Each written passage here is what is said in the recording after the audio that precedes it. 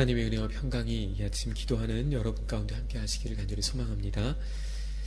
하나님의 부르심 앞에 주저하고 또 망설이던 모세는 결국 하나님 말씀에 순종해 가족과 함께 애굽으로 돌아갔습니다. 오늘 본문은 애굽의 바로왕 앞에 선 모세와 아론이 이스라엘 백성들을 보내라는 하나님의 말씀을 전하는 장면입니다. 지난 시간 하나님과 모세와의 만남을 우리는 묵상하면서 이런 질문이 있습니다. 하나님께서 그 정도 말씀하시고 또 놀라운 이적을 보여주시기까지 하셨는데 그토록 모세는 믿음이 없이 거절할 수 있는가? 모세는 정말 연약한 사람이 아닌가? 라는 생각을 할 수 있습니다. 하지만 모세의 순종은 우리의 생각보다 훨씬 더 크고 또 어려운 결단이 필요했습니다. 왜냐하면 모세가 애굽으로 돌아간다라는 것은 목숨을 건 결단이었기 때문입니다. 하나님의 말씀을 전해 이스라엘을 구원하기는커녕 자신의 목숨이 위태롭게 되는 매우 위험한 일이었기 때문입니다. 오늘날로 말한다면 북한 김정은 앞에 가서 이런 말을 전하라는 것과 같습니다. 북한 땅에서 고통받는 모든 크리스천들을 다 풀어줘라. 하나님만이 참된 왕이시다. 이런 말을 가서 전하라고 들었을 때 우리의 심정은 어쩌면 모세의 마음을 조금은 이해할 수 있을 것입니다. 좀 번거롭고 수고스러운 일, 조금 손해보면 되는 일 정도가 아니었습니다. 그것은 죽고 사는 일이 달린 전적인 순종, 온전한 순종으로의 부르심이었기 때문입니다. 오늘 또 하나님께서는 저와 여러분을 그 믿음의 자리로 초청하십니다. 따를 만한 것을 따르는 것이 아닙니다. 믿을 만한 것을 믿는 것이 아닙니다.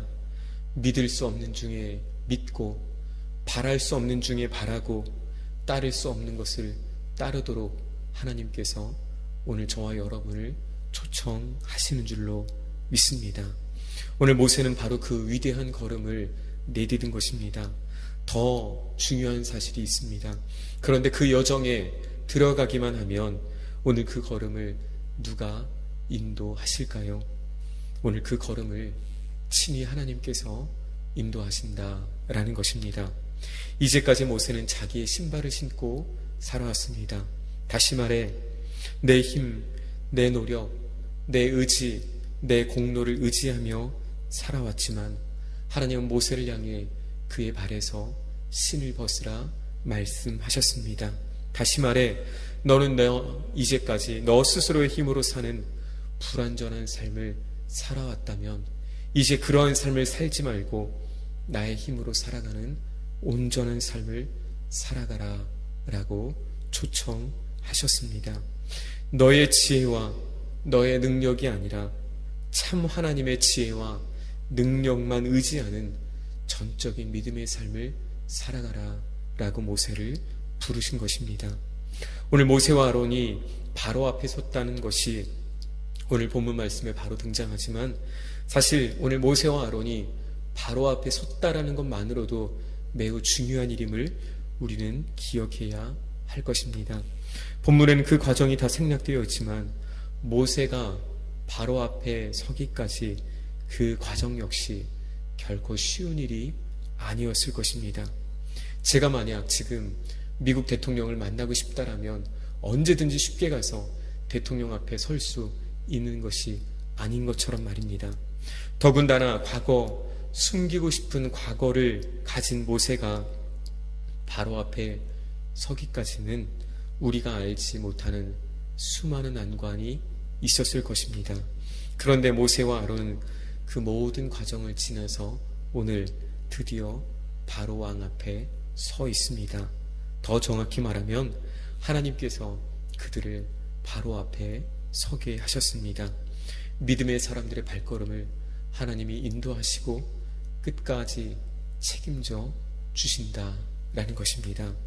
오늘 모세와 아론은 하나님의 말씀을 듣고 바로 앞에 섰습니다. 그리고 가장 먼저 하나님의 말씀을 왕에게 전하고 있습니다. 그것이 오늘 우리가 읽은 본문 1절의 말씀입니다. 우리 1절의 말씀을 다시 한번 읽겠습니다. 그 후에 모세와 아론이 바로에게 가서 이르되 이스라엘의 하나님 여호와께서 이렇게 말씀하시기를 내 백성을 보내라. 그러면 그들이 광야에서 내 앞에 절기를 지킬 것이니라 하셨나이다. 아멘. 더 이상 모세는 이전에 두려움에 떨던 그런 사람이 아니었습니다.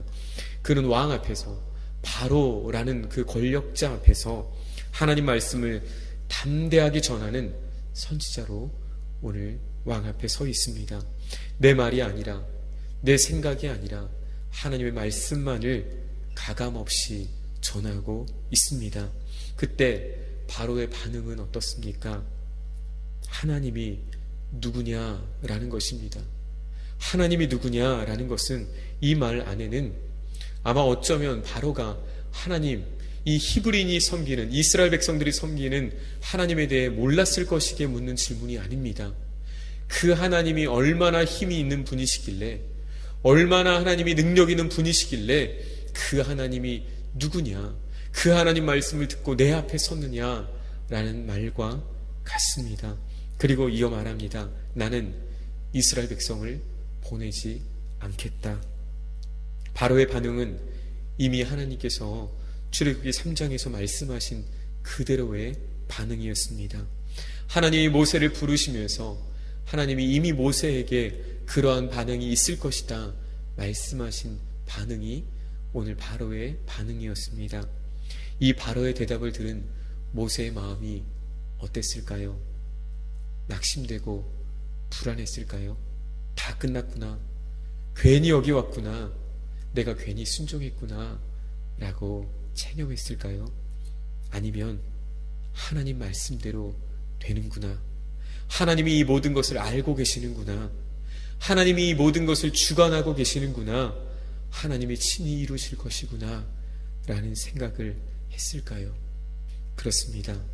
모세는 지금 이 순간 하나님께서 말씀하신 대로 이 모든 일들이 이루어지는 것을 보며 다시 한번 하나님이 전지전능하시며 하나님이 능력의 왕이심을 깨달았을 것입니다. 이것이 바로 믿음의 사람들, 하나님 말씀에 순종하는 사람들의 특권입니다. 그저 사건만 겪는 것이 아니라, 그저 상황만 만나는 것이 아니라 그 속에 역사하시며 이루어 가시는 하나님을 만나며 살아가는 것, 그것이 오늘 믿음의 사람들의 특권, 성도의 특권이라는 것을 오늘 우리는 말씀을 통해 기억할 수 있습니다. 오늘 이 상황이 마치 우리 눈앞에 영화의 한 장면과 같이 펼쳐집니다.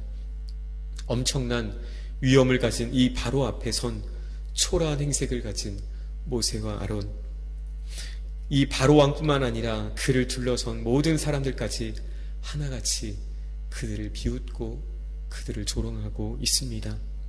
허튼 소리 하지 마라, 쓸데없는 소리 하지 마라 라고 말하고 있는 이 바로에게서 조금 시선을 돌려보니 또 다른 분이 계십니다. 바로와 비교할 수 없는 영광과 권세와 능력을 가지신 만왕의 왕 하나님께서 모세와 아론의 편에 서 계신 그런 모습입니다. 시편의 기자는 바로 이러한 상황을 이렇게 표현하고 있습니다. 시편 2편 1절로 4절 말씀, 어찌하여 이방 나라들이 분노하며 민족들이 헛된 일을 꾸미는가? 세상의 군왕들이 나서며 관원들이 서로 꾀하여 여호와와 그의 기름 부음 받은 자를 대적하며 우리가 그들의 맨 것을 끊고 그의 결박을 풀어버리자 하는도다. 하늘에 계신 이가 웃으시며 주께서 그들을 비웃으시리로다. 아멘. 주 안에 사랑하는 여러분, 이방의 나라들이 분노하고 민족들이 헛된 일을 꾸미는 것과 같은 때가 있습니다. 오늘 우리가 살아가면서, 오늘 우리가 믿음으로 살아가지만 우리 앞에 이 이방의 민족들 같은, 이방의 나라들 같은 힘들이 믿음의 사람들의 발걸음을 비웃고 그 길을 대적하는 일들이 종종 있습니다. 심지어 하나님과 주님을 대적하는 것 같은 상황들을 만날 때가 있습니다. 그러나 하나님께서 하시는 일이 무엇입니까? 하나님께서 그들을 보시며 그들을 비웃으신다 라고 말씀하고 계십니다. 왜 그렇습니까? 그들은 바람에 나는 겨와 같고 그 끝은 분명 멸망이기 때문입니다. 오늘 모세와 아론은 믿음으로 순종의 길을 나섰습니다. 비록 그 길이 인간적인 눈으로 볼 때는 순탄하지 않은 길, 또 험난한 길, 여전히 두려움이 남아있는 길이었지만 그러나 그 길은 주님이 함께 하시는 길, 승리의 길, 복된 길인 줄로 믿습니다. 오늘 여러분은 어떤 길을 걷고 있습니까? 오늘 하루하루 순간순간 하나님이 참 하나님이심을 고백하며 체험하는 길을 걷고 계십니까? 아니면 내 힘으로 살다가 고난당하고 또 쓰러지고 넘어지는 길에 있습니까? 오늘 모세의 믿음을 가지고 또 바로 앞에 서시는 이 세상을 살아가는 저와 여러분이 되기를 간절히 소망합니다. 온전한 믿음으로 세상 앞에 서서 하나님 말씀을 가감없이 전하며 살아내는 그러한 삶이 되셔서 마침내 승리하는 그 은혜를 누리는 저와 여러분이 되시기를 주님의 이름으로 소망합니다. 살아계신